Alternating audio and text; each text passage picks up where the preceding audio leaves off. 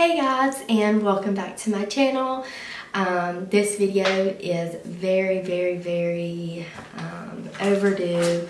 I am 11 months postpartum and I have been putting this video off for a while now just because that was a very rough time in my life and I was just not open and ready to speak about it yet, but I have finally got over it. Not that like I had to get over it, but I finally came to the place where I can talk about it and be open about it and share my experience with all of y'all. So today's video, I have picked out 10 questions. About 6 months ago, I put on my Instagram story just asking people to send me questions they would like to know about my postpartum experience, or you know, just general questions about postpartum, and that I would answer them the best I could. Never got around to making the video and I just really wasn't ready to make the video, but I have finally went through all the questions. I had screenshotted them, so I went back and I wrote down my favorite questions. I had like over 100 responses, but I picked 10. Some of these questions were ones that were asked like multiple times, and some of them just really stood out to me and are things that I wish I would have known before going through my postpartum experience. So yeah, let's get started. The first question, and the most popular question, was, did you have postpartum depression? So this is tricky. So I feel like postpartum depression can mean so many things. A lot of people think that postpartum depression means you have thoughts of killing your baby. That is not true. I did not have anything like that go on. I went through a stage where I felt like I was very alone, just because I was basically at home all day by myself doing everything, because unfortunately his dad had to go back to work. And I also felt like that I wasn't enough. I didn't understand why he was crying so much, and come to find out he had colic, so that was why he was crying so much. I did go through a phase where I was really emotional, like everything made me cry and everything like that, but I feel like everyone goes through that. Everyone I've talked to, they're like, yeah, me too, I went through that. But I would say all in all, I had mild postpartum depression. It wasn't terrible. It only lasted for about the first 2 weeks. So yeah. The next question is, how long did it take you to heal? I had an awful delivery. I pretty much tore from front to back. TMI, I know, but I had like so many stitches, I can't even remember how many.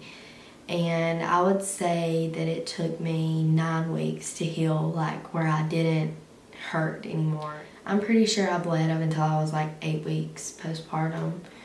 And by 9 weeks, I felt like good.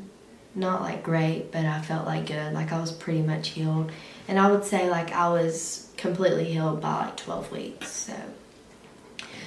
The next question says, was it difficult trying to take care of Ryder while also trying to heal? Yes, it was very difficult. The first week or so, I could barely even walk, so it was really hard, you know, trying to take care of his needs while also trying to take care of my needs as well. I would say that was really hard. That was probably one of the hardest things that I had to go through the first week, was making sure that I took care of myself as well as taking care of him too. Did you get any sleep? If not, how did you deal with it? No, I got no sleep for the first 8 weeks of his life. I was a walking zombie. As I said before, and I've mentioned before in my previous videos, he had colic when he was a baby, so he would cry from 9 p.m. until 7 a.m. and I'm not even being dramatic. He would literally cry the whole time. And so our schedule was like, we slept during the day, which wasn't a lot either. I was pumping every 2 hours and feeding.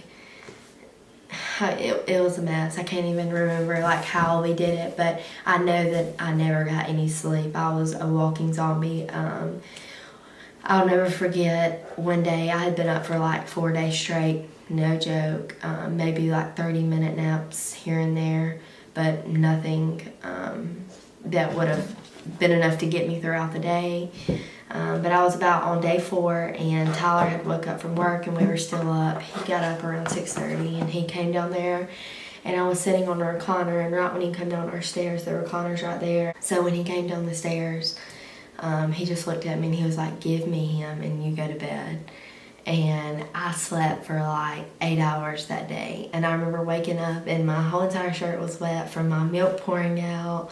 But that was the best sleep I'd ever got. He took off work that day, and I really appreciated that. The next one says, what was the baby's father there to help you? So he worked from 7 to 5, and so I was there all day by myself. We actually lived at my grandparents' house at the time, and they worked from like 6 to 5, so I was there all day by myself. But whenever he got home, he would help me, and like sometimes throughout the night I would get him up, but the only time I would really get him up was if I really needed him. I really hated waking him up just because I knew he had to go to work the next morning and I didn't, and it kind of made me feel guilty. But I don't know, I feel like a lot of people go through that, and if I could say one thing to myself is like, don't feel guilty, like you're doing so much as well. Like you might not be getting up and going to work, but you're caring for a baby 24/7. So it's like okay to ask for help. The next one says, how long did you wait before returning to work? So I don't have like a Monday through Friday job. As y'all know, I'm a freelance makeup artist, so my work consists of Friday, Saturdays, and Sundays. So I can really pick and choose my schedule as well. That's the beauty of what I did. So I did my first wedding at about 7 weeks postpartum. It was so hard. I remember like getting my car after getting done doing all the girls' makeup, and I was like, oh my Lord. It was rough. I was hurting very bad to say the least, but I really had a good time doing it, so it's worth it. The next question says, did you ever feel like you weren't enough because you were so young? Yes, I still struggle with this to this day. How do I say this? So like, I feel like people don't take me serious sometimes and look at me like I don't know what I'm doing because I am so young. And that is so far from the truth. I've seen so many young moms who are just as good as a mom that's in her late 20s, early 30s. I do not feel like age defines how good of a mother you are. I feel like when you become a mom, you either have a choice to lay your life down and take care of your child, or you continue to do childish ways and the things you were doing before you got pregnant. And as for me, I laid my entire life down and devoted my life to my son and my family. And I've never regretted that a day in my life. I never will. It's been the best decision of my life. I'm now 19 years old, and me and Tyler own our own house. I have a brand new car. I own my own business. So I will never regret any of that. Next question says, what was the hardest part during the first 6 weeks? I would probably have to say trying to figure out breastfeeding and how he ate. We had a really hard time getting him to stay on the boob, not latch, stay on it. And therefore I had to start pumping, and it was very hard trying to keep up with pumping, trying to sleep, trying to get him on a schedule, dealing with his colic. So I would probably say pumping, breastfeeding, stuff like that was the hardest. Any advice you could give someone who is going through postpartum depression?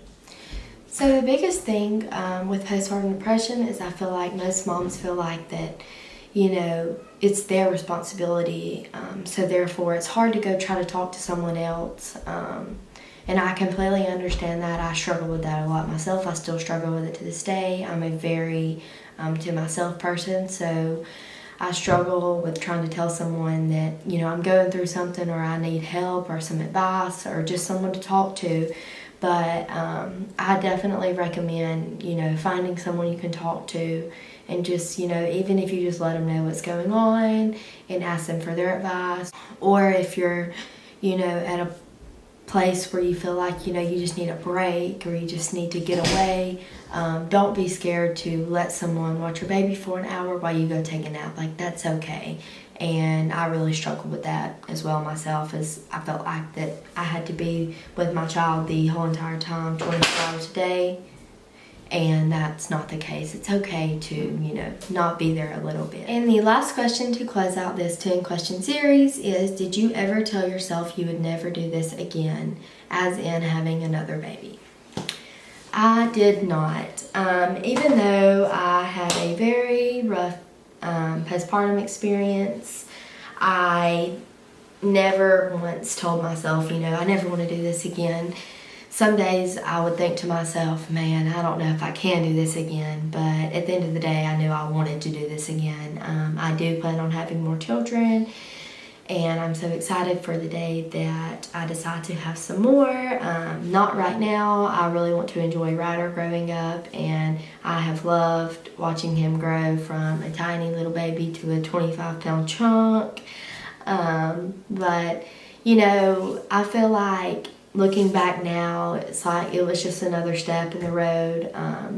I really don't remember the bad times as much as, you'll think you'll remember them. I remember going through it thinking I'll never forget this, and now I look back and I can't even remember a lot of it, but that's just my experience. Everyone is different, like I said, but overall, I wouldn't trade it for the world. I have a precious baby boy out of it, and he has been the biggest blessing in my life. And I'm sure some of y'all can relate to that as well. It's been kind of a hard video to do for me just because it's kind of personal, and I'm really weird about getting very personal. But I hope I was able to help someone that may have been curious about it, or is about to go through it, or is currently going through it. I want you to know that you are not alone, and I will leave my social medias down below, and feel free to contact me if you ever feel like that you don't have anyone to talk to, because I will be more than welcome to talk to someone, because I do know how hard it is, especially if you're young and you feel like that you're not enough. You are worthy of anything you believe you are. And I can 100% promise you that your child does not look at you any different. He loves you, or she loves you more than you will ever imagine, and you are enough, I promise. But I appreciate y'all so much for watching this video, and if y'all have any questions for me that I did not answer in my 10 question series, be sure to comment it down below, or if you don't feel comfortable commenting it, I left my social media in the description box. Like I said, you can feel free to message me, and I will try my very best to get back to you. I enjoyed doing this video, even though it was kind of personal, but yeah, I'm going to get off here and go in there with my family, but I hope y'all have a great day, and I will see you on my next video. Bye!